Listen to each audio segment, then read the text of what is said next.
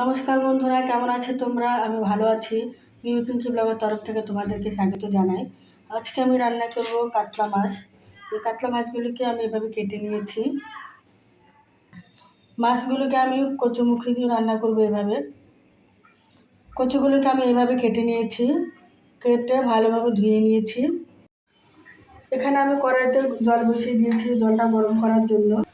জল গরম হয়ে গেছে, এখন আমি কচুগুলোকে দিয়ে দিব ভাপ দেওয়ার জন্য। ভাপ দিয়ে নামিয়ে নিয়েছি। নামিয়ে আমি আরও একবার ভালোভাবে ধুয়ে নিয়েছি। মাছগুলোকে আমি ভালোভাবে ধুয়ে নিয়েছি। তারপর এখানে আমি হলুদের গুঁড়ো, লবণ, অল্প পরিমাণে একটু তেল দিয়েছি। এখন আমি মাখিয়ে নেব। মাখিয়ে আমি এখন ভাজি করে নেব। এখানে কড়াই বসিয়ে দিয়েছি। এখানে আমি তেল দিয়ে দেবো গরম হওয়ার জন্য। কড়াইটা তেল গরম হয়ে গেছে, এখন আমি মাছগুলোকে দিয়ে দেবো। অল্প অল্প করে মাছগুলোকে দিয়ে আমি ভেজে নেব। ভাজা হয়ে গেছে, এখন আমি নামিয়ে নেব। এখন আমি একে একে সবগুলো মাছ ভেজে নেব। সবগুলো ভেজে আমি নামিয়ে নিয়েছি। এখন আমি কড়াইতে কচুগুলো দিয়ে দিলাম। পরিমাণ মতো লবণ আর হলুদের গুঁড়ো দিয়ে এখন আমি ভাজি করে নেব।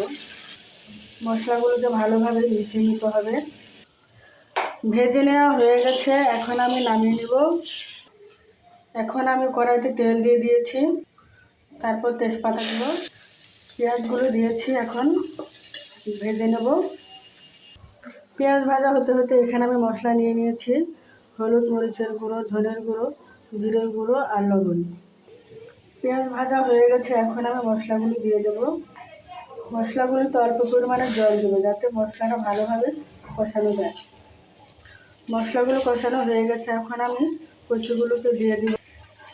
কচুর সাথে মশলাগুলোকে ভালোভাবে মিশিয়ে আমি কষিয়ে নেব। কষিয়ে নেওয়া হয়ে গেছে, এখন আমি গরম জল দিয়ে দেবো।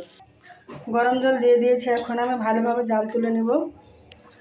তরকারিটা জাল হয়ে গেছে, এখন আমি মাছগুলোকে দিয়ে দেব। মাছগুলোকে দিয়ে আমি আরও একটা জাল তুলে নেব ভালোভাবে। তরকারিটা জাল হয়ে গেছে, এখন আমি গরম মশলাটা দিয়ে দেব। গরম মশলাটা দিয়ে আরেকটা জাল তুলে নামিয়ে নেব। আমার রান্না হয়ে গেছে। আপনারা এভাবে রান্না করে নিতে পারেন। কেমন লেগেছে জানাবেন কমেন্টে। টাটা।